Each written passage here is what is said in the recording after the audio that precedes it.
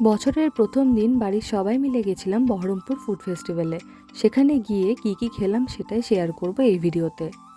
প্রথমেই একদম ফ্রেশ একটা ভেটকি মাছের ফিশ ফ্রাই দিয়ে খাওয়া শুরু করলাম। তারপর ছিল ফিশ কাবিরাজি, তোপসে ফ্রাই। এই দুটোই অ্যাভারেজ লেগেছে। একটু ঘোরাঘুরি করেই তারপরে খেয়েছি হরিয়ালি কাবাব, চিকেন টিক্কা কাবাব আর চিকেন তন্দুরি, আর পমফ্রেট ফ্রাইও ছিল। এই স্টলের খাবারগুলো বেশ ঠিকঠাক লেগেছে আমার। আর যতই খাবার থাক না কেন, শীত গ্রীষ্ম বর্ষা মোমোই আমার ভরসা। এবার একটু মিষ্টির দিকে আসা যাক, যেটা আমার পছন্দের সেকশন। খেয়েছিলাম 3 রকমের পিঠে, পাটিসাপটাও ছিল, শীতকাল বলে আইসক্রিমটাও বাদ যায়নি। এবার খাদ্য মেলায় অনেক নতুনত্ব খাবার এলেও সব কিছু আমাদের টেস্ট করা হয়ে ওঠেনি। ওই মেলাতেই সানরাইজের স্টল থেকে মাটন বিরিয়ানি সেটা বাড়ির জন্য নিয়ে আসা হয়েছিল।